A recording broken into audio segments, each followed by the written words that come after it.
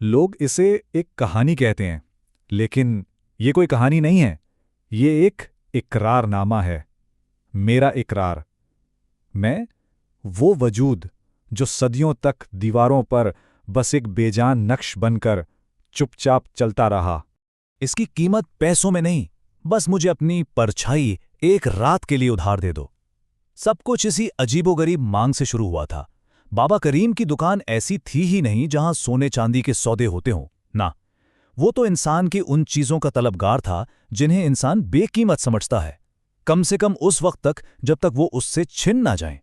तो उस रात से पहले मैं क्या था, सोचा है कभी? बस एक सपाट सर्द लकीर, एक बिल्कुल बेआवाज बेहिस नकल जो एक गर्म जिस्म वाले लड़के के कदमों से जंजीरों में जकड़ी हुई थी। उसकी हर हरकत मेरी मजबूरी थी। उसका चलता फिरता वजूद असल में मेरा कैद खाना था। सोचिए जरा, उसका वजूद गोश्त और खून का, गर्माहट से, जिंदगी से भरा हुआ, और मेरा वजूद सिर्फ तारीकी, सर्द और बिना किसी गहराई के। उसकी दुनिया में कहकहे थे, अल्फाज थे, और मेरी दुनिया सदियों पुरानी पथराई हुई खामोशी। वो अपनी मर्जी का मालिक था, आज़ाद, और मैं बस उस वजूद की तपिश के लिए, उसकी हिद्दत के लिए तरसता रहता था जिसकी नकल करना ही मेरा मुकद्दर था। और फिर एक रात किस्मत ने दरवाजे पर दस्तक दी। एक लड़का, समीर नाम था उसका, दोस्तों में लगी एक बिल्कुल फजूल सी शर्त पूरी करने के लिए वो अनजाने में उस दहलीज पर आ खड़ा हुआ जहां से मेरी आज़ादी का रास्ता निकलता था। सदियों में ये पहला मौका था। बाबा करीम की दुकान वो कोई आम जगह नहीं थी। वक्त की गर्द में लिपटी हुई और अंदर एक अजीब सर्दी थी, ऐसी सर्दी जो हड्डियों से गुजरती हुई रूह तक को ठिठुरा दे। हर तरफ भूली बिसरी पुरानी चीजें बिखरी थीं, लेकिन उन सब में अहम थे वो टूटे हुए आईने। वो सिर्फ शीशा नहीं थे, ना, वो दरवाजे थे, दूसरी दुनियाओं के झरोके, जहां हम जैसे अक्स अपनी मर्जी से जीते थे। और सौदा, अरे सोना तो इतनी आसानी से हो गया कि यकीन नहीं आता। एक बचकानी सी शर्त, एक पुराना सा आईना और एक ऐसी कीमत जिस पर वो लड़का कहकहा लगाकर हंस पड़ा। बेचारा, उसे क्या खबर थी कि वो अपनी परछाई नहीं दे रहा, वो तो अपनी रूह का वो हिस्सा दे रहा था जो उसके वजूद को जमीन से बांध कर रखता है। जैसे ही वो दुकान से बाहर निकला और स्ट्रीट लाइट की रोशनी में आया ना, आज़ादी का वो पहला एहसास वो हवा में घुल गया। मैंने महसूस किया, उसने आदत के मुताबिक नीचे देखा और बस उसके चेहरे का रंग ही उड़ गया, क्योंकि रोशनी के उस दायरे में वो बिल्कुल अकेला खड़ा था।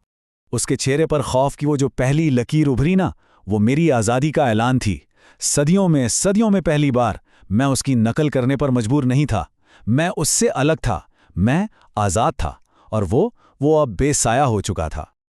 और फिर वक्त का पहिया घूम गया। चंद घंटे, उसके लिए वो चंद घंटे खौफ में गुजरे, लेकिन मेरे लिए वो एक सदी के इंतजार का इख्तिताम थे। जब पूरा शहर गहरी नींद में डूबा हुआ था, रात के तीसरे पहर मैं बेदार हो रहा था। उस एहसास को लफ्जों में बयान करना बहुत मुश्किल है। सोचो जरा, एक सपाट सतह से उभरना, तारीकी का गाढ़ा होना, जिस्म की गहराई और वजन को पहली बार महसूस करना। मैं दीवार से अलग हो रहा था, एक बेजान नक्श से एक इंसानी वजूद में ढल रहा था। और फिर वो लम्हा आ ही गया। मैं आहिस्ता से उसके बिस्तर के करीब जा खड़ा हुआ। उसने आंखें खोलीं और उसकी चीख उसके हलाक में ही जमकर रह गई। मैं, जिसे वो अपना गुलाम समझता था, आज उस पर हाकिम बनकर खड़ा था, और अब वक्त था अपने इनाम को वसूल करने का। देखें, पुरानी रिवायतों में, पुरानी कहानियों में परछाई को सिर्फ रोशनी का खेल नहीं माना जाता। नहीं, ये तो रूह का ज़ाहिरी अक्स है, इंसान के वजूद का सबूत। तो अपनी परछाई से जुदा होना, इसका मतलब है अपनी रूह को अधूरा कर देना। उस बेवकूफ ने अनजाने में अपने पूरे वजूद का सौदा कर लिया था। और जैसे ही मैंने उसे छुआ, मैंने उसके जिस्म की गर्माहट, उसकी सांसों की हिद्दत, उसकी जिंदगी की पूरी कुव्वत अपने अंदर खींचनी शुरू कर दी। एक तरफ उसका वजूद सर्द और खोखला होता जा रहा था, और दूसरी तरफ मैं पहली बार जिंदगी की लज्जत से आशना हो रहा था। मैं हकीकत बन रहा था। सुबह की पहली किरण के साथ ही तबादला मुकम्मल हो चुका था, पूरी तरह से। अब मैं जिस्म में था और मेरा मालिक वो अब उस जिस्म का एक खोखला सा अक्स बनकर रह गया था। ये थी नई हकीकत, ये थी मेरी हकीकत। तो सौदे का अंजाम क्या हुआ? अरे बहुत सादा सा था। जो कभी एक हंसता खेलता जीता जागता इंसान था, अब वो दीवारों से टकराने मारता एक खोखला सा नक्श बन चुका था। और मैं, जो कभी एक बेजान साया था, अब उसकी बर्बादी पर कहकहे लगाने वाला एक मुकम्मल इंसान था। बस किरदार पलट गए थे। उसकी चीखें अब मेरी इस नई जिंदगी का साज बन चुकी थीं। हर एक आंसू जो उसकी आंख से गिरता था वो मेरे वजूद को और मजबूत करता था। मैं आज़ाद था, मैं जिंदा था, मैंने अपना हक जीत लिया था।